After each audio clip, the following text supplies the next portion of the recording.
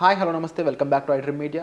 ఈరోజు మనతో ఉన్నారు కాంపిటేటివ్ ఎగ్జామ్స్ కోచ్ అయిన గణేష్ గారు. సార్తో మాట్లాడదాం. Hi sir. నమస్తే సార్.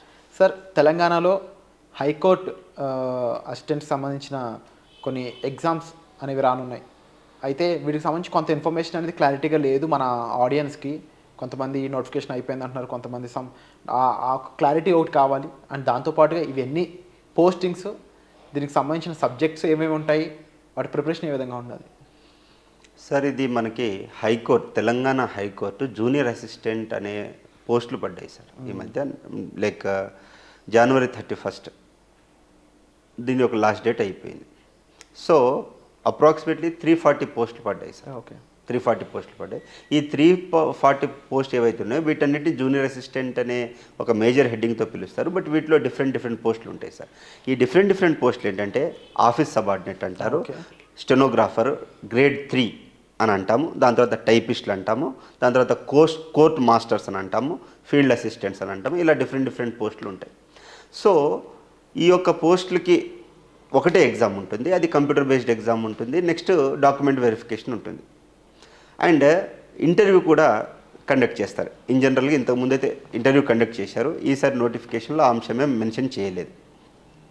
రెండోది ఏంటి అంటే దీని యొక్క సిలబస్ చూసినట్లయితే జీకే అంటే అది స్టాటిక్ జీకే మనకి 60 మార్కులకు ఉంటుంది, ఇంగ్లీష్ మనకి 40 మార్కులకు ఉంటుంది సార్. సో దీని మినిమం క్వాలిఫికేషన్ వచ్చేసరికి డిగ్రీ సార్. డిగ్రీ క్వాలిఫికేషన్ ఉన్న వాళ్ళు ఈ యొక్క ఎగ్జామ్ రాయడానికి ఎలిజిబిలిటీ ఉంటుంది. గణేష్ గారు, ఇప్పుడు ఇందులో ఉన్న సబ్జెక్ట్స్ ప్రకారం చూసుకుంటే ఈ జనరల్ నాలెడ్జ్ అనేవి ఏ విధంగా ప్రిపేర్ అవుతూ ఉండాలి? ఇంగ్లీష్కి సంబంధించి ప్రొఫిషియన్సీ అనేది చాలా ఇంపార్టెంట్. దానికి సంబంధించి ఎట్లా ప్రిపేర్ అవ్వాలంటారు? ఇది సార్ మనకి స్టాటిక్ జీకే ఉంటుంది సార్. ఈ స్టాటిక్ జీకే అంటే మనము ఏ బుక్ తీసుకున్నా సరే, like standard books like Arihant కానీ లేదా కిరణ్స్ పబ్లికేషన్ కానీ ఇలాంటి బుక్స్ మనం తీసుకున్నట్లయితే దాంట్లో ఈ యొక్క జీకే ఉన్న బెనిఫిట్ ఏంటి అంటే ఇది స్టాటిక్, ఆల్రెడీ పాస్ట్లో ఉన్న అంశాల గురించి మనం చదవడానికి పాసిబిలిటీ ఉంటుంది.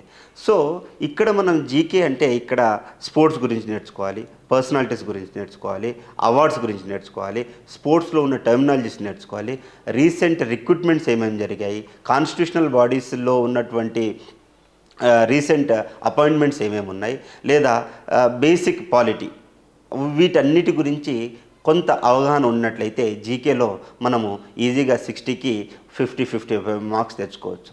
వెరాజ్ ఇంగ్లీష్ మనం మాట్లాడుకున్నట్లయితే స్పెల్లింగ్ కరెక్షన్ కావచ్చు, రీడింగ్ కాంప్రిహెన్షన్ కావచ్చు, యాంటోనిమ్స్ సినోనిమ్స్ కావచ్చు, various parts of the English grammar ఏదైతే ఉంటుందో వీటన్నిటిని మనం థరోగా ప్రిపేర్ అయినట్లయితే, పకడ్బందీగా ప్రిపేర్ అయినట్లయితే మనకి ఈ యొక్క 100 మార్క్స్కి మ్యాక్సిమం మార్క్స్ తెచ్చుకోవడానికి పాసిబిలిటీ ఉంటుంది సార్. అండ్ అలాగే ముఖ్యంగా వీళ్ళకి ఫేస్ చేసే ఛాలెంజెస్ కానీ అండ్ ఆఫ్టర్ జాబ్ సంబంధించి ఏ విధంగా అయిన ప్రొసీడింగ్స్ ఉంటాయంటారు? అంటే వీళ్ళ ప్రిపరేషన్ వచ్చేసరికి ఇది మనకి కోచింగ్ తీసుకోవచ్చండి. డిఫరెంట్ ఇన్స్టిట్యూషన్స్ మనకి కోచింగ్ ఇస్తాయి, కోచింగ్ తీసుకోవచ్చు. ఒకవేళ ఎందుకంటే జీకే అనేది మనం స్వతహాగా చదువుకోవచ్చు, కానీ ఇంగ్లీష్కి కొంత కోచ్ అనేది అవసరం, కొంచెం కోచింగ్ తీసుకుంటే మంచిది. రెండోది ఏంటి అంటే ఇంగ్లీష్ మీద ఎక్కువ ఫోకస్ పెట్టాలి sir. Previous year questions already exam conduct చేశారు తెలంగాణ గవర్నమెంట్.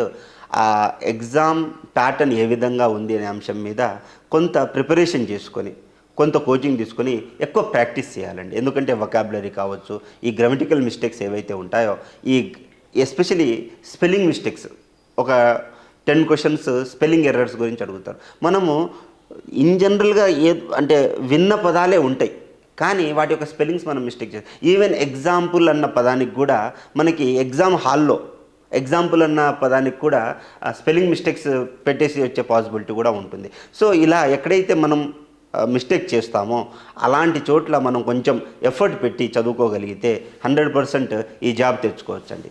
అండ్ ఇంకో అడ్వాంటేజ్ ఏంటంటే మనకి మంచి మార్క్స్ వచ్చాయనుకోండి హైకోర్టులో వస్తుంది. అండ్ నెక్స్ట్ స్టేజ్లో మీది ఏ డిస్టిక్ ఉంటే ఆ డిస్టిక్ కోర్టులోనే జాబ్ వచ్చేస్తుంది. కాబట్టి మనం ఇంటి దగ్గర ఉండే మనకి ఆ జాబ్ పోస్టింగ్ ఉంటుంది కాబట్టి సరిపోతుంది. Thank you so much for the information sir. And మీకు ఏదైనా డౌట్ అండ్ పట్ల అసిస్టెన్స్ కావాలనుకున్నట్లయితే డిస్ప్లే అవుతున్న నెంబర్స్ కాల్ చేసి మీరు సార్ని సంప్రదించవచ్చు. వచ్చే ఎపిసోడ్లో మళ్ళీ కలుద్దామండి. Thank you so much sir.